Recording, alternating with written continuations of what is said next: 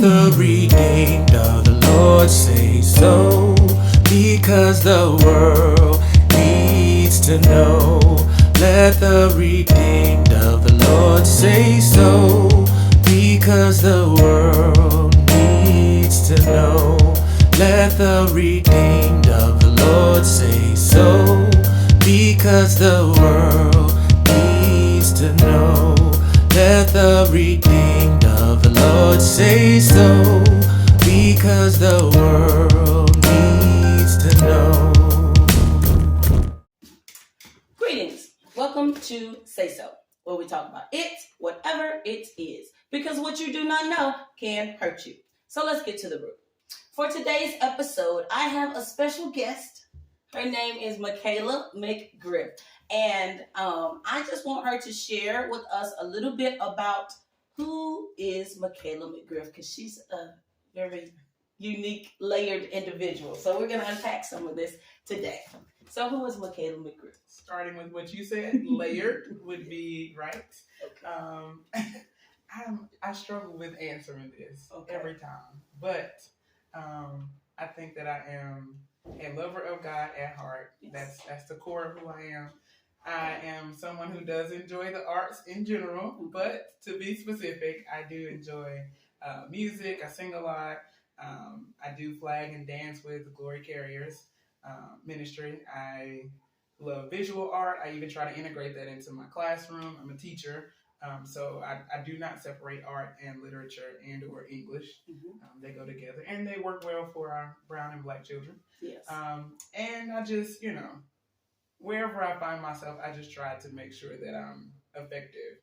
I would consider myself to be a very consistent person. Okay. That's a trait that I take pride in, is that, if I commit to something, I do plan to see it through. And I am a mother of one. Her name is Kaden, who is also quite gifted in her own way. And so, yeah, I just am whoever I need to be. Okay. Yeah. This is helpful. Like a chameleon. Gotcha. So lover of God. Yes, ma'am. Bless the Lord. Tell us about this love story. When did it begin for you? When did it begin? Like, when did I fall in love with hip hop? Yes, sure. Like brown sugar. No, but honestly, it's funny you asked that, because I recently had a moment like that, and it was actually because I was watching Brown Sugar. But the question that they keep asking, if you've seen the movie, is, when did you first fall in love with hip hop? Mm-hmm. So I took my own spin on that, and I said, well, when did you first fall in love with God? Like, when did that happen? And I didn't realize it, but I think I was like 9 years old. Mm-hmm. I really had to go back in the corridors of my mind and really when was the first actual encounter? And I realized it was about 9 years old. A vacation Bible school. Wasn't with parents. I think I was with an aunt and uncle or something like that. And it was just a very clear pull. Mm-hmm. It wasn't me running to him. When it says that he has called you, that was that kind of a moment for me. Because I knew that I was moving to the front to dedicate my life to God, but I didn't really know why. Mm-hmm. I was just going through what he was saying. Right. And from that moment forward, I began to have, those encounters with God, hearing him speak and just understanding that what I'm reading is what's happening. And it's not just a routine thing to do. And so it's been what it's been ever since then. Yeah. Now, as a kid, was that somewhat scary? Like, how did that feel? No. Okay. It wasn't. It was hard to explain to other people. I'm sure. And I mean, even now, some things are better left experienced than trying to replicate or even communicate again. Okay. But it wasn't scary. I just knew that it set me apart. I never really fit in. I still don't. And I'm okay with that now. But that can be a thing that you battle with, especially as a child, when, the social side of things are picking up by middle school and so forth. And you just don't have the same hard wire as people that are around you. And even if you try, I think plenty of us have probably tried to fit into places, and you just realize this is not working out. So I found myself a loner a good bit of my childhood, and I was fine with that, because that was a place where things made sense for me. Okay. Outside of family and a few friends or whatnot, but I spent a lot of time kind of by myself or around like-minded people, and that's a happy place. That's a safe place. And so, in short, to answer, it wasn't scary. It just was the environment that I needed to be in to flourish. Yeah. Now, as a child, did you come across other children that you feel like were on that same journey, or did it kind of, when you say you kind of found yourself alone, did it kind of seem like you're set apart, like I don't want to say isolated, but he's selected you. Mm-hmm. So, did it feel like other children were like on that path, just different or something, or?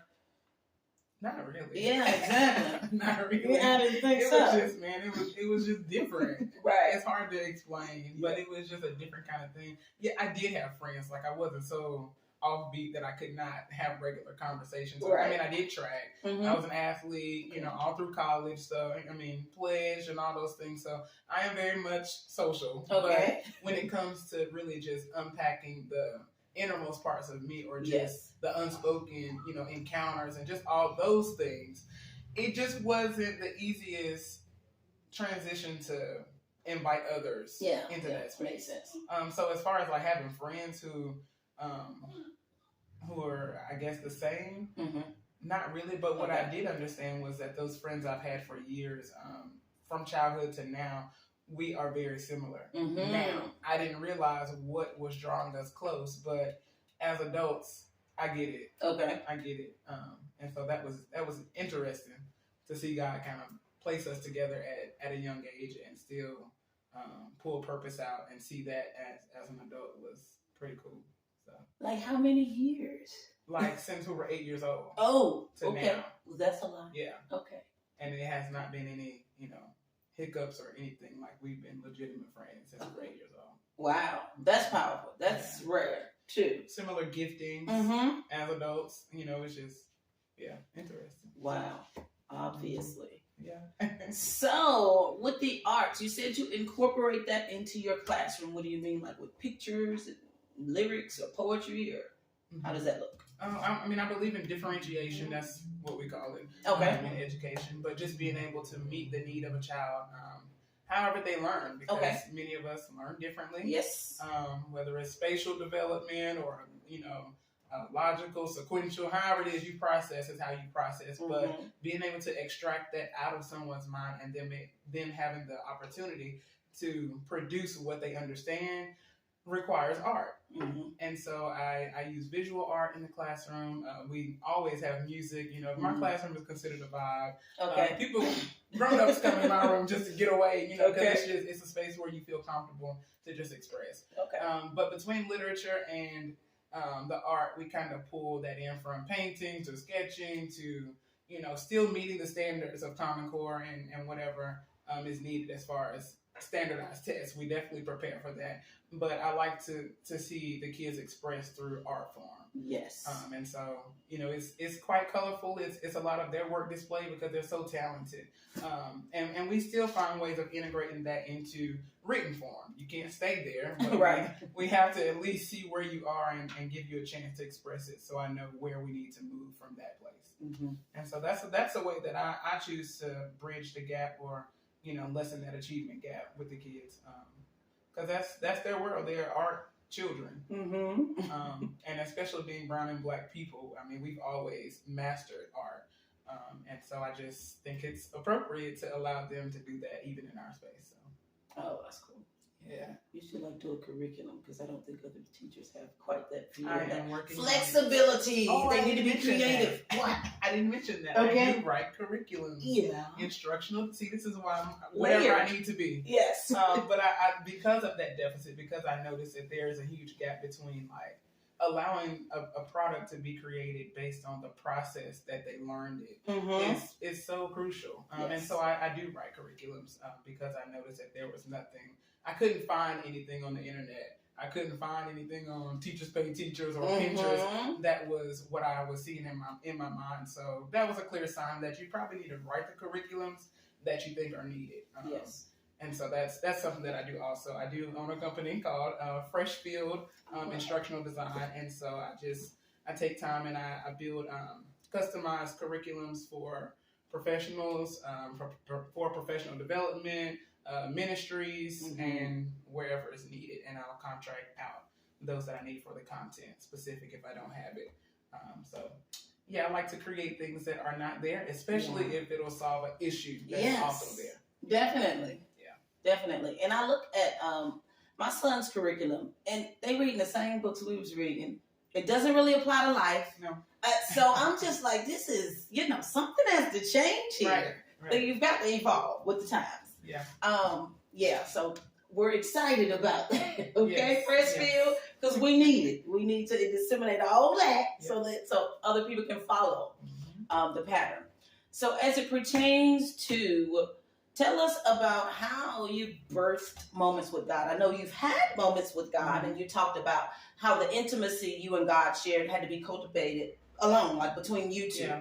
But how do you pour, I guess? Yeah, does he pour into you and you pour into others via your moments with God? Because this is another layer.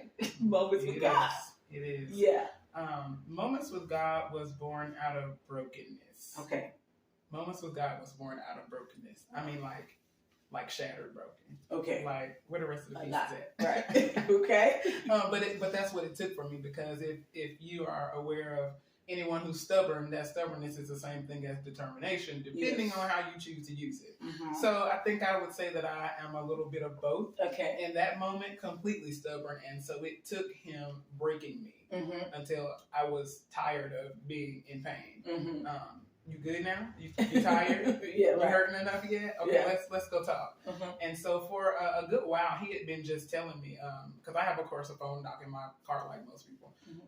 He was like, just record yourself talking, because anybody I'm on the phone with, which isn't that many people, but the way the conversations go is always unpacking of the thoughts and kind of like talking in a circle until we kind of make sense of whatever that conversation was. It's like, okay, that makes sense now. That's just the way I communicate, and whoever's close by is probably similar, or at least used to it by now. Okay. And so that's pretty much what I was being asked to record. Instead of being on the phone, just record yourself kind of talking into the phone as though it were a person on the phone. And that turned into Moments with God, because I was like, well, what are we talking about? And for about 2 weeks, I didn't record anything, because I don't know what you're talking about. I don't understand. But I was like, okay, well, I'm going to just click record. And that was kind of the feel of it, was similar to intimate conversations that I've had about whatever God is saying, or whatever I'm agitated by in this moment, because that is a part of the walk. And so, it went from there. Okay. Wow. And I think in this time, in this season, God is calling us for moments with him. Like he wants that. Yes. He's so relational. And sometimes we're taught religiosity in the church and everything, but he wants that intimacy. He wants that one-on-one. He wants your attention and all of that. So I think the way that he's using you is he's allowing you to demonstrate that this is what I want. I want to be able to pour into you. Moments with God doesn't have to be super spiritual, or, you don't have to put a doily on your head or a prayer shawl and all of that. It's just what it is. Like when he calls, you answer. Like when he wants to talk, you're there to listen. You're present. So I think that that is powerful, and I think it even translates, like he called you as a child. Children can learn from it. Teens, everybody, men, women, boys, girls, no matter how young or how old, he wants those moments with us. So I think it's paramount that he has called you out to do that, because it's needed and it's necessary. It is. Definitely. Yeah. It's a huge gray area, I feel like, that we just don't address enough within the body of believers. From the absolute sinner, the ones that we can allegedly spot out, a mile away, and them that are righteous without any blemishes, at least in their minds. There's a huge gap between those two spectrums, or ends of the spectrum, and the gray area, I feel like, is where many of us, if we be honest, are somewhere in the middle. And if we be honest, we also feel a pressure to one of those polar opposites, whether it's in the assembly of faith, everybody's well. Oh yeah, I'm here. Oh God, I'm blessed and highly flavor, right? Whatever. And it's just a lie. Like you don't have to put on this thing where I'm always okay. I'm not always okay. Exactly. And I think that hearing people, grace platforms like Moments with God, and just be open, be transparent, be honest, Yes, I love God with all of me, but this is also currently happening with me and or to me. Mm-hmm. And what does God say about it? That's always the anchor for me Mm-hmm. with Moments with God is what is God saying about this? Mm-hmm. It's cool that we talk about it. It's cool that we unpack it, but I don't ever want to leave it open-ended as though God doesn't have an answer for it. Right. And so it's powerful just being able to find that gray area and hear so many people that connect with knowing that they are actually in that place. Mm-hmm. And now I can move towards being better because I finally know where I'm located. Yes. Which way is north? Which way is north? Where are we going? Exactly. Yeah. Wow. That's good. Yeah, that makes a whole lot of sense. So he's drawing us to him, basically. Yeah. Yep. And in churchdom, a lot of times people are drawing you to themselves, like they are the savior or something. There's a lot of idolatry and a lot of stuff where it can get clouded, and God just wants you. He just wants you, you know. So I think that's important. Moments with God. We need to have more moments with God. Pray to have more moments with God. Listen to have more moments with God. So that's definitely paramount. Tell me about, because I just looked, and I think you have about. Do you have like 17 videos or how many? Girl, have you lost count? It's more than that? I don't know. Oh, okay. I think it's 17. Okay. I think it's 17, so you're on your second season. I am on second season. Ooh, so how was it? I don't know, like what was you told us about the process, like he told you for 2 weeks you need to record and you didn't because you didn't have clarity. Mm-hmm. So what was it like after your first season of Moments with God, seeing the finished product, and like what did that moment feel like for you? It was sweet is what it felt like. It was reassuring to see the point of it all, like why God was giving me these moment by moment instructions and literally no further sight than what I was doing in that moment, which will make you feel like something's wrong with you, like, girl, what you got going on? But to see it all come together, it was my version or my interpretation of what he that performs a good work, in you, Yes. He's faithful to complete it. That work was that starts the work, and he was faithful to complete it. It was a moment like that where I could see the point of it. I also took a little time between season 1 and 2 to just reflect on how many testimonies that I had heard of from people listening to pieces or whatever was needed. Like I was able to see how it helped people grow, how it helped people heal, how it gave them access to their next. Like just a lot of times it's not like everything in life is wrong. It might just be like 1 or 2 things that need to be tweaked in order to access what's next. And some of those episodes was just that for people. So just knowing that it was pivotal for some situations or whatever it was supposed to be, I was thankful that I was able to witness it and the motivation to keep going, keep doing it. Because you don't always feel like you're qualified to do the work that he's placing in your hands. Like that's not always the feeling. But that moment, knowing that it was exactly what it was supposed to be, was a little motivation to keep going. So. Okay. Sounds good. And you talked about the healing process for others. What has your healing process encompassed? Like therapy or just wise counsel, or just like what has that looked like for you? Drinking my water. Water? No, yeah, of course I'm gonna drink my water. No, but it has not included actual professional like therapy or counseling. But just having that time of being alone, isolation in a healthy form has been amazing. And allowing things to fall apart, like allow it to be broken down and not, you trying to fix it all. Some things are supposed to simply dissolve. Some people are supposed to simply fall off. Some things are just supposed to be that way so you can get to the core or to the root of like what it is and what it is not. And so just embracing that was a huge part of my healing process, allowing things that are purposeful to be added back one by one, piece by piece, person by person, if God allowed it. And not moving outside of that. He gave me a visual of where he wanted me to be, and it was simply seated. Okay. Like, I need you to sit. Okay. Gotcha. Like, sit down. And even the way and the manner in which he like allowed me to see how I need you to sit, not on the edge of your seat. Mm-hmm. I need you to sit back. Okay. Because that was a demonstration of me resting in him and allowing things to cross my path. And be aware of, what you have an opportunity to be a part of, or people, or whatever the thing is that crosses you, but sit back. Okay.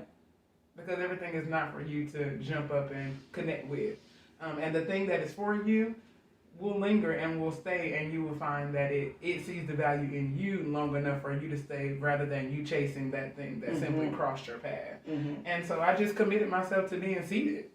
Like, girl, sit back. Drink your water. Drink your water, girl. Sounds easier. It has not been. Oh, it hasn't? Okay. It hasn't been. But that's a trusting God kind of moment. Yes. Like, okay, this doesn't feel good at all. But I trust that this is going to make sense. Mm-hmm. And then you start getting stronger in some areas and whatever. It's a very individual walk, but I think that healthy isolation and spending that time actually communing with God was probably the biggest, and it still is the biggest part of me continuing to heal. Mm-hmm. Yeah. Now, what does communing with God look like for you? Like, some people play worship music, and it could vary, but like, what does that look like for somebody that wants that intimacy and wants to enter into His presence, but doesn't quite know how? What could it look like? I know it may not look the exact same way it looks for you, right? But what does that look like? Yeah, they're definitely all different for all of us. But I think just learning what communication is in prayer is major. Like, there were parts of prayer that I simply didn't know. Okay. Or forms of prayer that I wasn't aware of. Yes. So first, just understanding like how to communicate with God. I liken it to a phone conversation that you have with, someone close. Mm-hmm.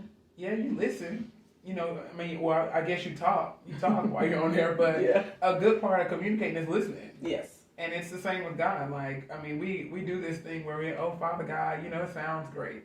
Mm-hmm. Sprinkle your glitter on that. Right. But did you take time after you told him all your petitions and all the things that are on your mind? Mm-hmm. Did you hang up the phone? Did you just hang up on God? Yeah. Or did you wait to hear what He has to say about whatever? Or did you just simply go to Him asking, what do you say concerning this? Mm-hmm. I know how I feel about it, but what do you say about it? What do you want me to do about this? What is it actually? Because I know what I'm looking at. Right. But is what I'm perceiving actually what you're doing in this situation? And so just, learning how to commune with God and talking to Him and getting to know the many sides of Him. He has personality just like we have personality. And knowing what He wants, I think it gives you more insight and access to let that be your first response. To things, and not just Him being the emergency chord when you get yourself in another jam. And now it's like, world stop, God listen to me, and I'm hanging up again. That's not cool. I don't think anybody would appreciate you just dumping your stuff on them and never ask, how are you? Like, what's on your mind? Yes. And if you've ever been to my Moments with God YouTube channel, there's a banner that's there, and it says, what's on God's mind? And I think that really became a part of me spending that time with Him, is wanting to know what He thinks about things and not what I got going on. Right. Yeah. Makes sense. Wow. So what would you say is your favorite episode, if you could choose, because there are so many? There are a few. Okay. We're growing. My favorite, I think, it's the last episode. Okay. Season 2, I don't even know the episode. It might be 3, 4, something. But it's the most recent episode, and please watch it, because I think it will. But it is exactly in line to what we were just talking about. Understanding, like, how to invoke God's presence. How to get Him to come. Yes. Or how to open yourself up so that He actually wants to be wherever you are. And that was centered around 2 things that I had experienced, which was anticipation and preparation. Okay. Anything you anticipate, it has a posture, it looks like something. There is a eagle eye focus on that thing until it happens. And nothing is really like going to get in the way of it when you anticipate something.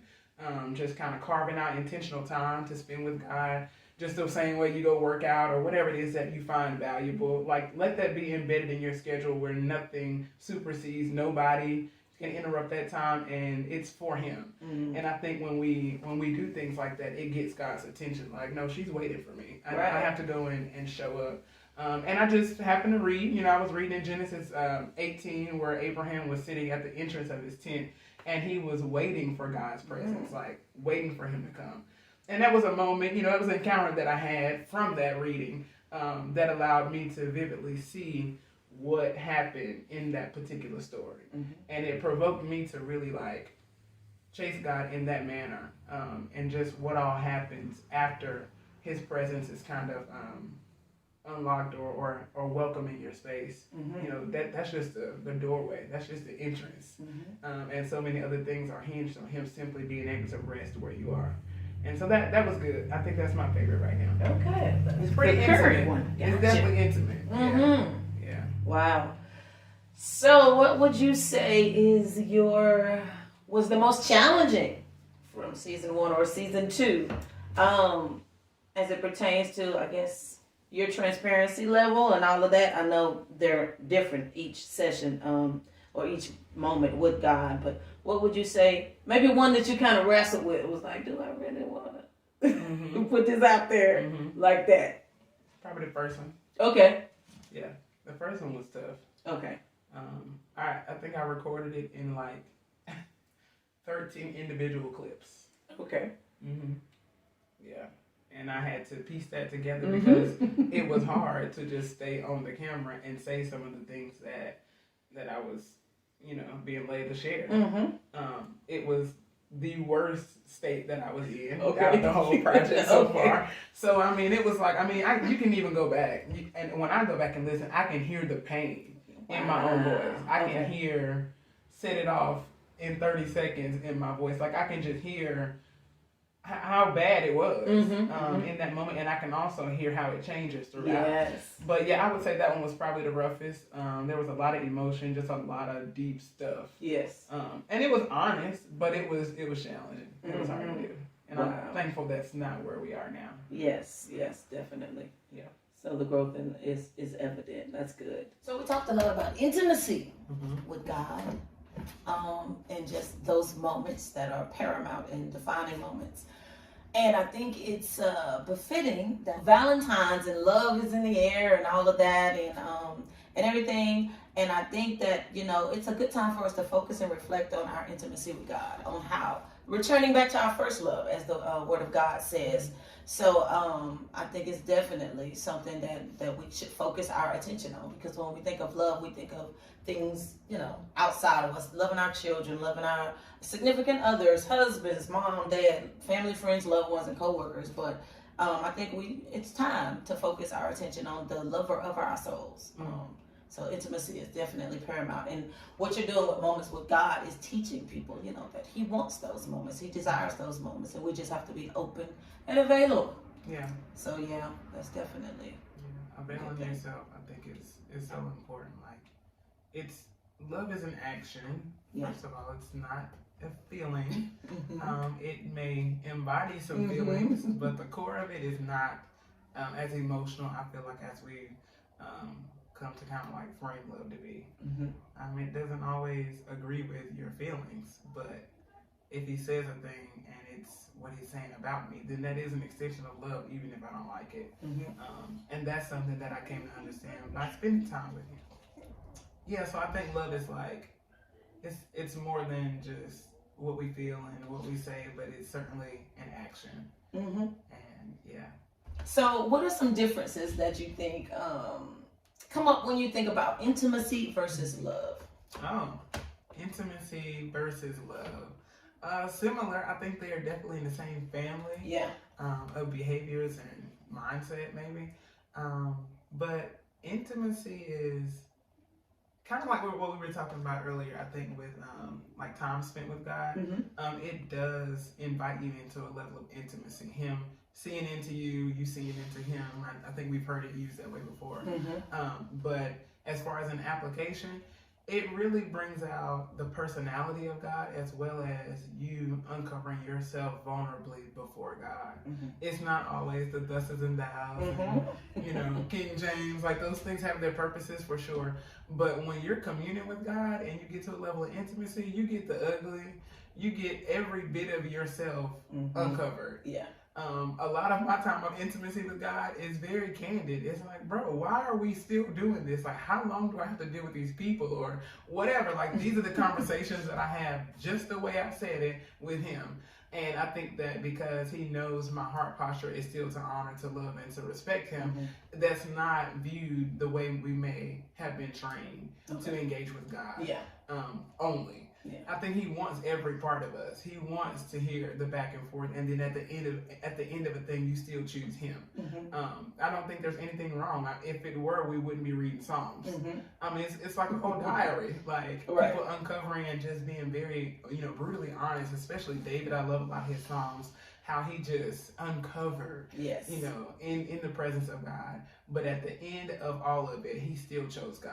Mm-hmm. And that's just what, I think intimacy kind of looks like. It mirrors that kind of experience. So I think with any relationship, like even with God, like you mm-hmm. said, being candid, being venting or asking questions, we've been taught in the church, don't question God. Mm-hmm. But if you're not invested, if you have no emotion, if you don't pull yourself into the situation or into the relationship with God, then you're not invested. Like you just don't care. It's neither here nor there. So I think definitely he wants us to be invested. He wants us to tell him how I feel because he knows anyway. Mm-hmm. So mm-hmm. you're not hiding anything. So yeah, mm-hmm. I definitely think that that's important.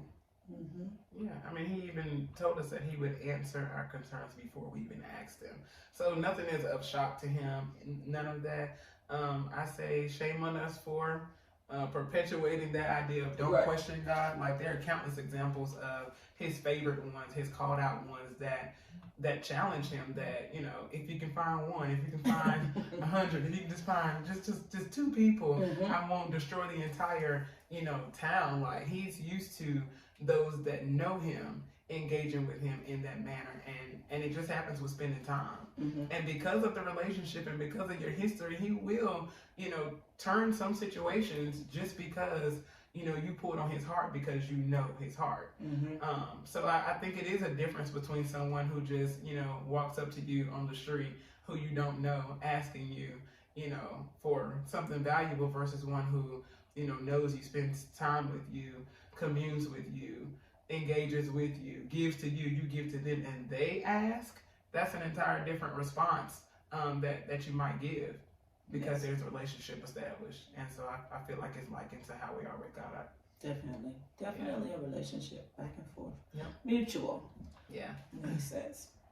So what is one thing that you would like for someone who tunes in, who stumbles across Moments with God? Uh-huh. What is maybe a potential takeaway or something that you would like to see them leave away from their experience, their encounter, just listening to your dialogue and your diary kind of with God and questions and actual experiences and everything? Mm-hmm. What would you like somebody to take away the first time they're viewing? What would you like them to come away with? I would hope that they would be provoked to have an introspective kind of moment. Mm-hmm. I would hope that it would stop them wherever they are and really just challenge them to get to know God in a very unusual way, like a customized way that was predestined simply for you and God. Mm-hmm. That's the hope, is that we really just get real with where we are, who we are, and what God is saying about us, so that we can really, become, the people that he needs in order to let the kingdom be established the way that he wants it to be seen in the earth. And we can't do it with personas and masks and other things that we just kind of, do life with, yeah. whether it be to protect yourself or because you don't have the courage to really become. But I think that God is faithful, and he presents things like Moments with God to invite people to become whoever he says that you are. Mm-hmm. So that's my sincere hope, is that you evolve. Yes, definitely. Yeah. Evolution. Cool. Yeah. So if you if you come across an unbeliever, that may not, I don't know, that may question that like God even wants to spend time with them or wants a relationship with them. I don't like, what kind of advice or what sort of direction or guidance might you be able to give them? Because a lot of people don't, I mean, because of religiosity, we see it as do's and don'ts and rules and regulations, and that's included commandments and all of that. Yet there are those moments like the intimacy, as we spoke about, and the relational part of God that they may not, as a sinner or somebody that's not in the church or whatever, or what have you. Is there any advice that you would give them about, what that might look like, or how to pursue it, or why they would pursue moments with God? Yeah, I really invite that crowd for sure, because it is not your traditional, I guess, religious platform, or it's not tailored in the manner that we think of when we think of church or, Jesus even in some regard. But it is very candid. It's outside the four walls. It's how is that working for you? Because I think that's the question that a lot of non-believers, atheists, those that simply don't believe, that's one like their headline questions is, so how's that working out for you? Like, you doing all of this, do you have any evidence? And I can honestly say I do. And that's what shows up in those episodes. Like anything that I'm talking about on there is something that I have dealt with, and coincidentally, it comes back around after those episodes. There's not one episode that I have not released that God didn't again challenge me on the same thing that left my mouth. Like, okay, so you're good with honor. All right, let me bring this over here and see how well you do with that again, like 2.0. And so it's a good place to, even enter into the idea of apologetics with someone who doesn't share the same faith, because you can see how it's working. Gotcha. You can see it. Wow. Yeah. The episode on honor was good. It was eye-opening for me because I never thought about it in that way, and it makes you think like differently about honor and respect, and like even in future marriage or relationship, like what that should look like, honoring your leaders, even your children, and just different people, even though you may not agree, you may not see eye to eye, but that honor is still there. And that's something that people may or may not have in the church, or may or may not understand or want to embrace that. That's why a lot of people probably leave churches or hop around, because like, you upset me or you made me feel away, so I'm going somewhere else. But that's a hard pill. Well, it is. It was hard for me. Amen. Listen, I know something about some honor. Okay. And it's not because, it was like a blueprint that I simply followed, but it was mostly like trial and error. I learned through mistakes. I learned through, experiences, and it molded me into someone who became, and I still am becoming more honorable. But I learned it's not a feeling. Like, honor is so not a feeling as much as it is an understanding of your space in the room and what your responsibility is in that particular matter. And it gets easier the more time you spend again with God, because your leaders will have a sound that mirrors God, not just in church. Yes. Anybody who has access to be a leader for you in any sector, it will resemble the sound of God, even if you don't agree, even if they're misusing it. You understand what authority sounds like, and if you're trained to follow God, to obey Him, it'll translate to those other people if it's authentic. If it's authentic. Gotcha. And there's no way He'll let anybody misuse you, any of that. Maybe for the season, but it's not outside of His glimpse. And I think that's a lot of our concern is, nobody's doing this to me. Nobody's going to mistreat me. And we're quick to defend ourselves, but He's like, no, I came for that. I just need you to stay in that place. And it's so much more rewarding when you don't pull yourself out of your own process. You're going to start over again. We'll start over. Yeah. Reset. But He's faithful. He knows. Nothing gets by Him. Yeah. And that helped me to settle into honor. Just settle right here. Show yourself honorable, and then I can open up other doors for you. Wow. And sometimes, unbeknowingly, he may be going to elevate you into a position where people have to honor you, but you first have to drink from the cup. Absolutely. So yeah, don't be one that's hard to lead. Mm-hmm. Being a person that's hard to lead is gonna make you have a bad experience as a leader, because you're gonna have the same kind of people that you were. And I'm like, I don't want that. Right. I want people to quickly lean into whatever I'm saying, quickly, catch the vision and run. Like, do what I want to be, the kind of person that I would like to have as a follower. That makes sense. Yeah. Definitely. Yeah. Definitely comes back. It's reciprocal. It does. So, do you have any final words, any final thoughts as it pertains to Moments with God, and tell the people how they can, access and tap in? Yes, tap in. With God. Tap in. We are going higher. Every round is a little bit higher, and yeah, I'm excited about what's still happening. Yes. You can follow the Project Moments with God on YouTube.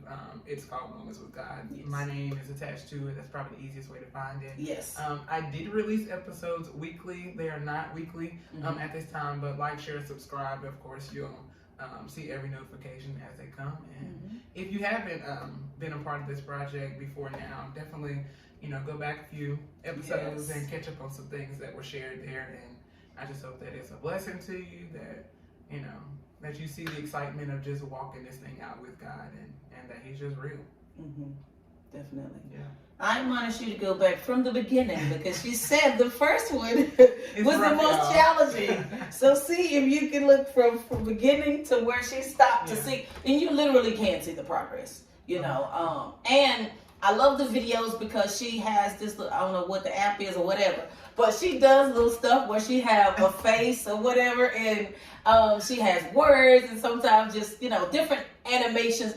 The artist in her, like we talked about at the beginning, it comes out. So she used a lot of visual aids, and so it keeps you engaged. And none of them are very long. So you can hit it and get off of it, and it's good. And it causes you to ponder even afterwards, because these are, like she said, actual questions that she's asked God, and they're probably questions that you've asked God or somebody that you know.